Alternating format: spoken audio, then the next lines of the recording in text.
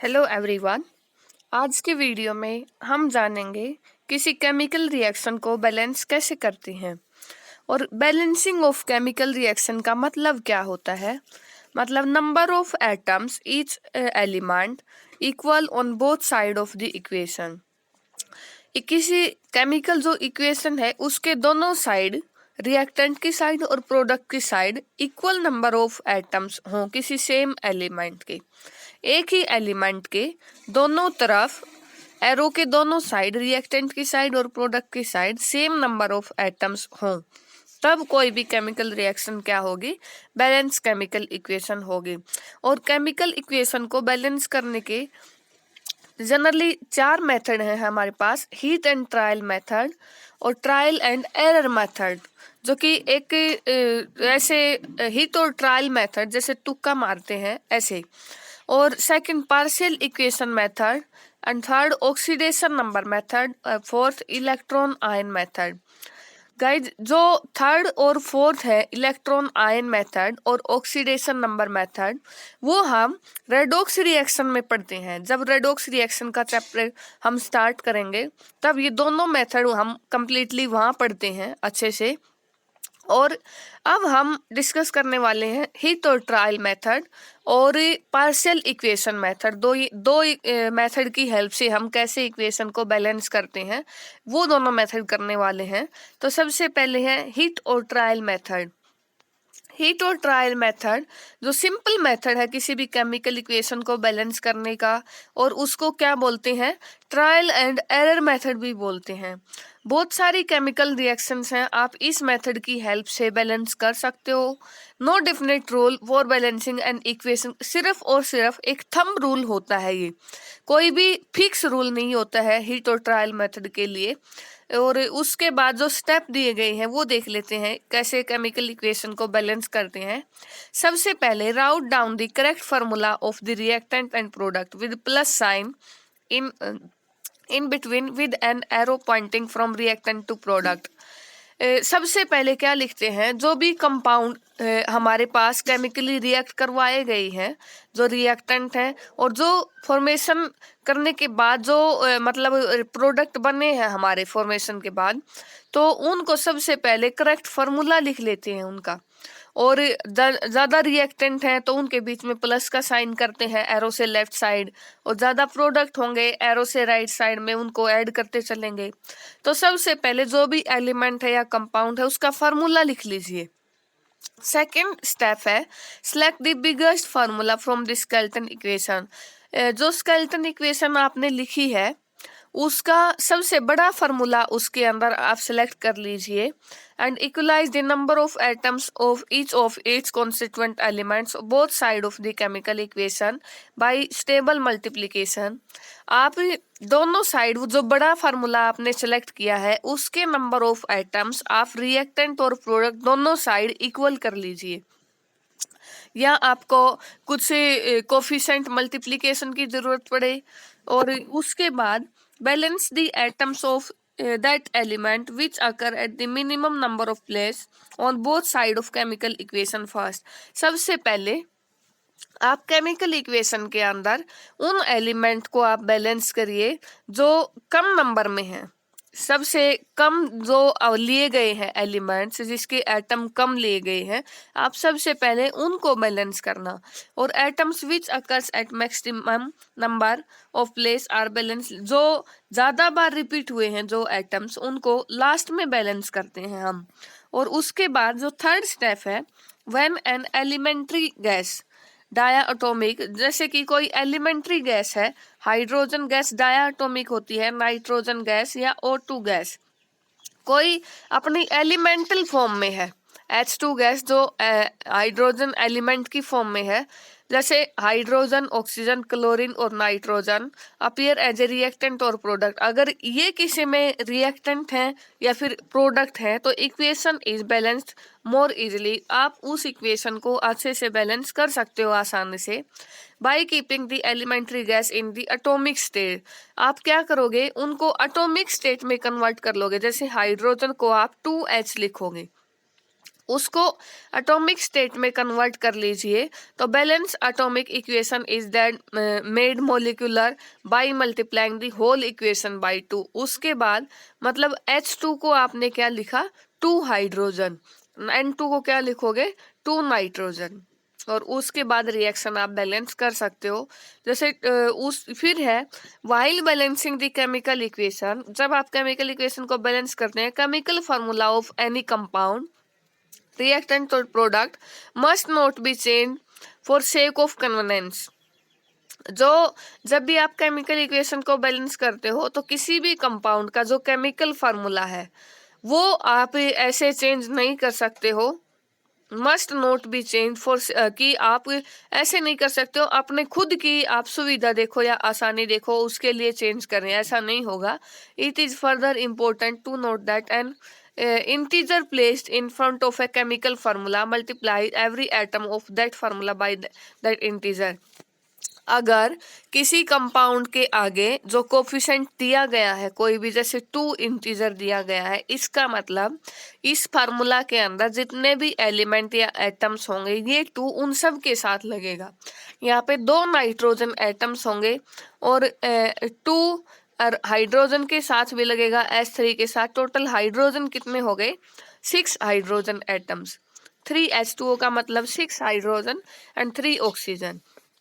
Guys in step की help से हम केमिकल इक्वेशन को हीट और ट्रायल मेथड से बैलेंस करते हैं। आप एक एग्जांपल देख सकते हो, जैसे magnetic oxide when heated with hydrogen is reduced to iron and water is also produced। Right, balance equation for the reaction. जब मैग्नेटिक ऑक्साइड को हीट करते हैं हाइड्रोजन के साथ में तो क्या बनता है, आयरन फॉर्म होती है और वाटर बनता है। उसके लिए आपको बैलेंस केमिकल इक्वेशन राइट करनी है। तो सबसे पहले रिएक्शन क्या है, magnetic oxide of iron plus hydrogen, और फॉर्मेशन किस चीज की हुई, आयरन एंड वाटर। गाइज इसको सबसे पहले आप स्केलेटन इक्वेशन की फॉर्म में लिख लीजिए कि जो भी कंपाउंड्स आपके दिए गए हैं उनके फॉर्मूले लिख लेते हैं। Magnetic oxide of iron Fe3O4 plus hydrogen H2 gas बना क्या, iron solid plus H2O water liquid. The equation contains hydrogen as an chemically elementary gas। Sorry, जो इसमें हाइड्रोजन है वो कैसी गैस है, एलिमेंट्री गैस है। तो उसको सबसे पहले किस फॉर्म में लिखेंगे, एटॉमिक स्टेट के अंदर। H2 को आप सिर्फ H लिखना, एटॉमिक स्टेट के अंदर हाइड्रोजन एटम लिखना। द बिगेस्ट फार्मूला देखते हैं फिर इसके अंदर, सबसे बड़ा फार्मूला कौन सा होगा, Fe3O4। तो इसी के नंबर ऑफ एटम्स आप सबसे पहले बैलेंस करेंगे, और बैलेंसिंग का ऑर्डर क्या होगा, जैसे आयरन कम आयरन एटम है और उसके बाद ऑक्सीजन और फिर लास्ट में क्या होगा, हाइड्रोजन। क्योंकि Fe3O4 को सबसे पहले बैलेंस करना है तो इसमें आयरन और ऑक्सीजन है, लेकिन 3 आयरन है, कम नंबर ऑफ एटम, आयरन को पहले बैलेंस करना फिर ऑक्सीजन को, और इसके अंदर हाइड्रोजन नहीं है, हाइड्रोजन बचता है उसको लास्ट में बैलेंस करना है। तो equalise the number of atoms of iron and oxygen. Iron और ऑक्सीजन के नंबर ऑफ एटम्स को बैलेंस करना है दोनों तरफ। इस तरफ Fe3 3 आयरन एटम है तो उस तरफ 3 से मल्टीप्लाई करनी है, और 4 ऑक्सीजन है यहाँ पे तो H2O को 4 से मल्टीप्लाई करनी है। और उसके बाद फिर जैसे अबो इक्वेशन हैज 8, उसके बाद हाइड्रोजन एटम को बैलेंस करना है। Above equation has 8 atoms of hydrogen on the right hand side as against 1 on left hand side. जो राइट साइड में है वो कितने हाइड्रोजन है, 8 हाइड्रोजन, और जो लेफ्ट में कितने हैं, 1 हाइड्रोजन। तो क्या करेंगे, हाइड्रोजन को लेफ्ट साइड में रिएक्टेंट की साइड में 8 से मल्टीप्लाई करनी है। तो उसको मोलिकुलर फॉर्म में लिखना है आपको। 8 हाइड्रोजन बनाने के लिए आप क्या करेंगे, 4H2 लिखेंगे उसको मोलिकुलर स्टेट में। तो Fe3O4 plus 4H2, 3 iron atom plus 4H2O water. तो ये है हमारी बैलेंस केमिकल इक्वेशन। गाइज उसके बाद हम जो सेकंड मेथड करने वाले हैं, पार्शियल इक्वेशन मेथड। वो देख लेते हैं कैसे बैलेंस करते हैं किसी केमिकल इक्वेशन को। हीट और जो ट्रायल मेथड था केमिकल इक्वेशन को बैलेंस करने के लिए, वो सिंपल केमिकल रिएक्शन को बैलेंस करने में यूज किया जाता है। और for a reaction in which same element is repeated in a number of compound, एक से ज्यादा कंपाउंड के अंदर अगर एक ही एलिमेंट बार बार रिपीट होता है, तो किसी केमिकल इक्वेशन में एक ही एलिमेंट बार बार रिपीट हो रहा है और partial equation method is more helpful, वहां पे आप पार्शियल इक्वेशन मेथड यूज करेंगे। More over it tells about the probable mechanism of the reaction, और इसमें हम इस मेथड के अंदर हम क्या पता लगा सकते हैं रिएक्शन का मैकेनिज्म, जो केमिकल काइनेटिक्स के अंदर कि ये रिएक्शन किस स्पीड से और कैसे कैसे हुई है ये रिएक्शन, वो मैकेनिज्म हम जान सकते हैं। तो उसके अंदर क्या क्या स्टेप है गाइस पार्शियल इक्वेशन मेथड में, चलिए देखते हैं। जो फर्स्ट स्टेप है, chemical reaction representing the equation is supposed to proceed in 2 और मोर स्टेप। जो केमिकल रिएक्शन दी गई है वो आपको सपोज करनी है कि वो 2 या 2 से ज्यादा स्टेप के अंदर हुई है केमिकल रिएक्शन। जैसे ये केमिकल रिएक्शन दे रखी है, ये 2 या 2 से ज्यादा स्टेप के अंदर आपको अज्यूम करके चलना है। और जो सेकंड स्टेप है, the skeleton equation representing each step are written and then balance by hit and trial method. और जो इक्वेशन दे रखी है उसको आप अलग अलग स्टेप करके लिखें। आपने सपोज किया, मान लीजिए रिएक्शन 3 स्टेप में हुई, तो उसको आप 3 बार ही लिखेंगे अलग अलग स्टेप के अंदर। जैसे जैसे 3 स्टेप हुए हैं आपको वो लिखने हैं। तो स्टेप बाय स्टेप उसको लिखने के बाद आपने अलग अलग इक्वेशन ली और उसको आप हीट और ट्रायल मेथड से, जैसे मैंने ये इक्वेशन लिखी, सॉरी, जो NaOH प्लस Cl2 है, इसको मैंने अलग अलग रिएक्शन लिखी इसकी और उन्हीं को आपस में जल्दी से बैलेंस किया। मतलब ये फर्स्ट इक्वेशन लिखी, उसके बाद इसी को बैलेंस किया हीट और ट्रायल मेथड से। ये इक्वेशन लिखी मैंने, इसी को तुरंत बैलेंस किया हीट और ट्रायल मेथड से। तो यही है कि स्केलेटन इक्वेशन जो हर एक स्टेप आपने लिखा है उसको साथ के साथ हीट और ट्रायल मेथड से बैलेंस करते जाना है। तो उन इक्वेशन को आप क्या बोलोगे, पार्शियल इक्वेशन। और if necessary the partial equation are multiplied by stable integer. अगर जरूरत है पार्शियल इक्वेशन को आपको मल्टीप्लाई करना है स्टेबल रिएजेंट इंटीजर से टू कंटेन इंटरमीडिएट प्रोडक्ट। अगर उस पार्शियल इक्वेशन के अंदर कोई ऐसा प्रोडक्ट आ रहा है कि वो फाइनल जो केमिकल रिएक्शन है हमारे पास उसके अंदर है ही नहीं, अगर ऐसा प्रोडक्ट बीच में आता है जो ऐसा मतलब फाइनल इक्वेशन के अंदर है ही नहीं, तो आपको उसको बैलेंस करना है, आपको उसको वहां से हटाना है, कैंसिल आउट करना है। तो उसमें हमें किसी इंटीजर की अगर जरूरत पड़ती है मल्टीप्लाई की, तो वो कर सकते हैं। और फिर फोर्थ स्टेप है, finally partial equation are added up to get the final balance equation. जो पार्शियल इक्वेशन है अलग अलग जो आपने हीट और ट्रायल मेथड से बैलेंस किया था, उनको आप अलग ऐड कर दीजिए। और ऐसा अगर इंटरमीडिएट है जो कि फाइनल इक्वेशन में नहीं है, तो ऐसे इंटीजर से मल्टीप्लाई करना कि वो ओवरऑल कैंसिल आउट हो जाए वहां से पार्शियल इक्वेशन में से, और इक्वेशन को ऐड कर दीजिए। तब रिएक्शन कैसे माने जाएगी, बैलेंस केमिकल इक्वेशन होगी। जैसे एग्जांपल देख लेते हैं, skeleton equation two represent the action of chlorine and on A hot solution of sodium hydroxide. Sodium hydroxide का जो हॉट सॉल्यूशन है, मतलब NaOH aqueous सॉल्यूशन होगा। यहाँ पे जो सोडियम हाइड्रोक्साइड है वाटर के अंदर डिसोल्व कर रखा है, सोडियम हाइड्रोक्साइड का aqueous सॉल्यूशन लिया, हॉट सॉल्यूशन, और उसके अंदर क्लोरीन ऐड की गई है। तो guys this reaction is suppose to take place in the following step. हमने सपोज किया कि रिएक्शन किस किस स्टेप के अंदर हुई होगी। पार्शियल इक्वेशन से इस रिएक्शन को बैलेंस करना है, तो कौन से स्टेप हमने सपोज किए। मान लीजिए जो क्लोरीन है वो सबसे पहले रिएक्ट करेगा वाटर के साथ। मैंने अभी बताया जो NaOH है aqueous सॉल्यूशन, हॉट सॉल्यूशन, इसके अंदर वाटर प्रेजेंट है, तो यहाँ से जो क्लोरीन होगा वो सबसे पहले वाटर के साथ ही रिएक्ट करके हाइड्रोक्लोरिक एसिड और हाइपोक्लोरस एसिड बनाएगा HClO, जो कि इंटरमीडिएट होंगे रिएक्शन के अंदर, जो फाइनल इक्वेशन में नहीं है।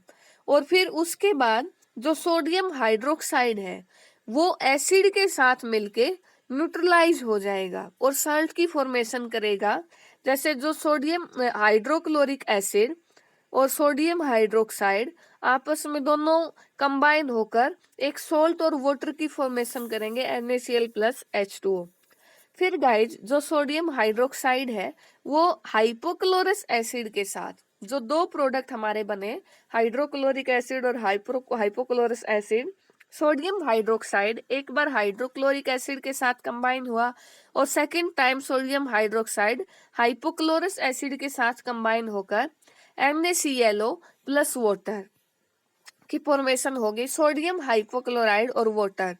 जो NaClO है वो अनस्टेबल है हायर टेम्परेचर पे, वो बहुत ही ज्यादा रिएक्टिव और हाई टेम्परेचर पे क्या होगा, क्योंकि हमारे पास तो हॉट सॉल्यूशन है तो ये अनस्टेबल होगा, ये चीज स्टेबल नहीं होगी, एग्जिस्ट नहीं करेगी। It undergo self oxidation reduction to give a mixture of sodium chloride and sodium chlorate. ये हाई टेम्परेचर पे अनस्टेबल होगा, ये तुरंत क्या करेगा, खुद का ऑक्सीडेशन और रिडक्शन करेगा और क्या बनाएगा, सोडियम क्लोराइड और sodium chlorate NaClO self oxidize reduce होकर सोडियम क्लोराइड और NaClO3 सोडियम क्लोरेट बनाएगा।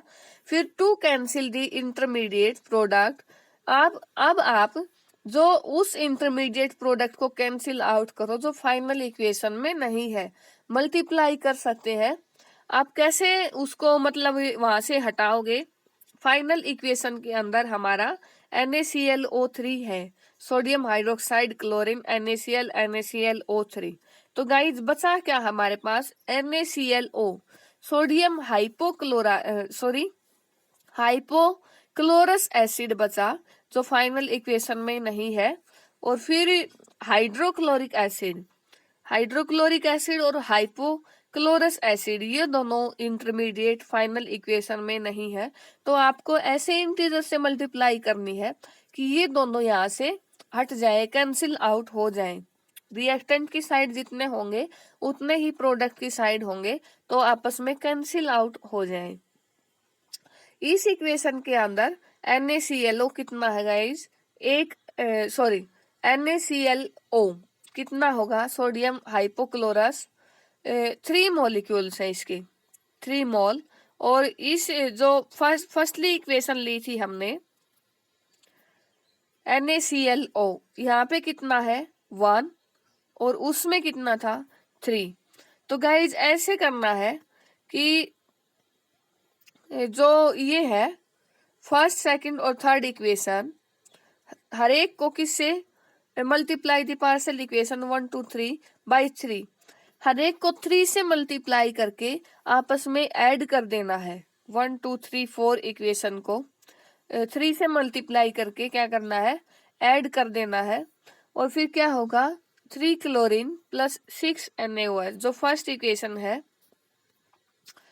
फर्स्ट इक्वेशन जो होगी उसको 3 से मल्टीप्लाई करेंगे और क्या करेंगे, उसमें ऐड कर देंगे इन इक्वेशन के अंदर पार्शियल इक्वेशन में 3 क्लोरीन प्लस 6 NaOH तो बनेगा 5 NaCl plus NaClO3 plus 3H2O। जो इंटरमीडिएट थे वो यहाँ से हट चुके हैं, इसमें कोई डिफिकल्ट नहीं है। आप अच्छे से इक्वेशन को 3 से मल्टीप्लाई करना इनको और आपस में ऐड करके देखना, हमारे पास यही बचेगा। तो this represent the balance chemical equation. ऐसे आप पार्शियल इक्वेशन मेथड से बैलेंस कर सकते हो केमिकल इक्वेशन को।